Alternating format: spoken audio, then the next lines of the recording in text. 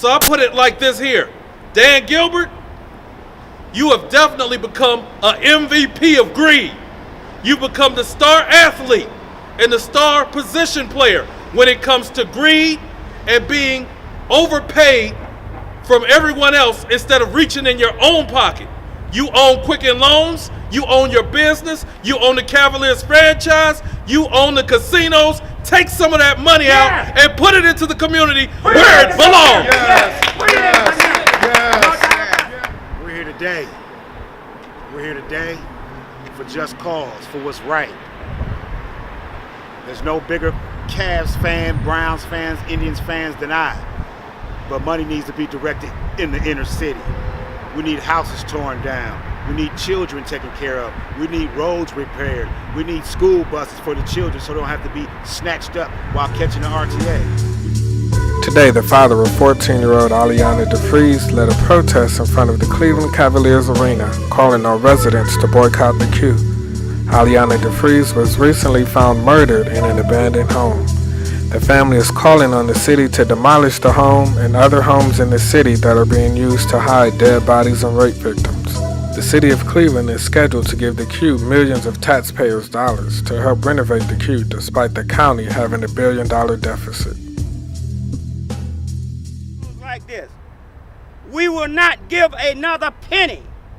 We will not give another quarter. We will not give another dollar to downtown, to the Q, to the Indians, to the Browns, until corporate America come to the hood and see what's going on with us. You had the riot gear, the money that was spent for the Republican National Convention. You spent 6 figures on that. You never used it. Show us the same urgency that you showed Donald Trump. Protect our children and our community like you protected him. Yes, and this pledge is in the name of my brother's daughter. And we stand solely behind him in his fight.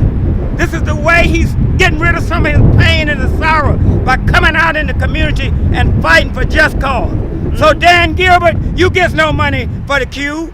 No. And none of the other corporates get any money for the Q until you come to our community and tear down the damn house where this young man's daughter was murdered. And tear down some of those other houses and come into the community and help us. The union, but today I'll speak on behalf of the people of Cleveland. Downtown is not Cleveland. We have communities that are suffering from violence. We have communities that are being rejected by the city council, by corporations. Finances are being taken and diverted from our communities into downtown's communities. People are suffering daily. People are dying daily. We are finding dead bodies of our brothers and our sisters in abandoned buildings. We are calling for Cleveland, the city council, to start tearing down these abandoned houses. There's so many things to be addressed. Money could be spent on besides sports. I love sports. But there's more important things than sports. Like making sure our children get to school safely. To making sure they're fed. To make sure they're protected. We can't sit back here and keep electing government officials to do nothing except build up downtown. Last I checked, the population of Cleveland didn't only exist downtown. You have uptown, it's all over. Yeah. We need help. It's not just a black thing. It's not a white thing. It's an everybody thing. That's right. That's right. You're raising bus fares. Why?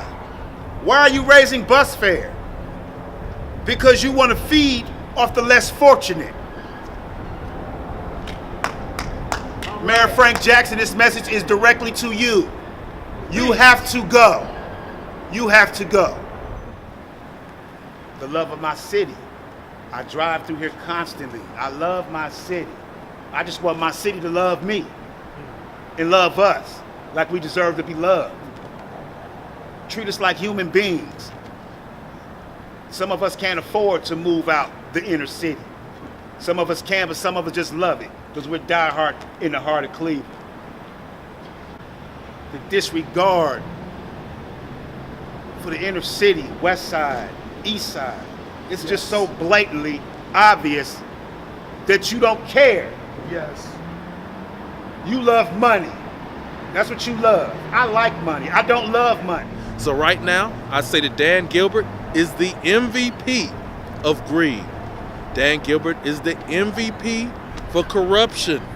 Right now, Dan Gilbert is the finals MVP for everything that's wrong.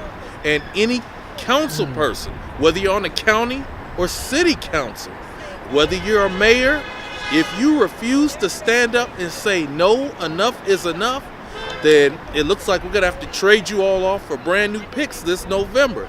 That's the way it's got to be. Or every sports owner is, I guess, indebted to inner city communities? Yes, they are indebted to the inner city communities, okay, and why because do you they're feel that? sucking up our tax money, and show some sort of consideration for the people who buy merchandise, wearing the hats, wearing the t-shirts, doing other things, and living in substandard conditions. As a matter of fact, Mr. Gilbert, if you think that these are some of the best conditions that's going on, why don't you come on down to Central? Well, You with him being a businessman, what do you think of some ways he can invest the money rather than just quote unquote handouts? Because a lot of people are gonna say, "Oh, you guys are whining. You guys just want handouts," and It's like this just here. go get a job and work for it. I worked for it.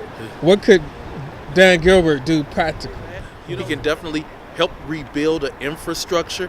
He can definitely start a key mentorship program and start investing in trades and saying, you know something, I'm going to make sure that this many hundreds of $1,000s even. Doesn't have to be the full millions, but you could invest and say, I'm going to make sure that people can pull themselves up by their bootstraps and make it a lot easier. If you're not willing to do that, and I know from example, and make yourself a little bit less comfortable, sometimes time means more than anything else. You invest your time where you're getting your money from to build up other people so they can sustain themselves. That means a lot more than just giving out a handout. You can love your team, but you need to speak up. You can still love your team, root for them and all this and all that. But you need to, make these seats a little empty up in here, maybe get their attention with some empty seats. And they ask why the seats are empty. Well, because they're not doing anything in the city. So sometimes you got to lead by action, even if it might hurt you in the gut. I got season tickets to the Cavs. Sometimes you got to miss a game and just take a loss on them seats. Sometimes you got to say, okay, they ain't always about the money. So you saying a boycott? Exactly.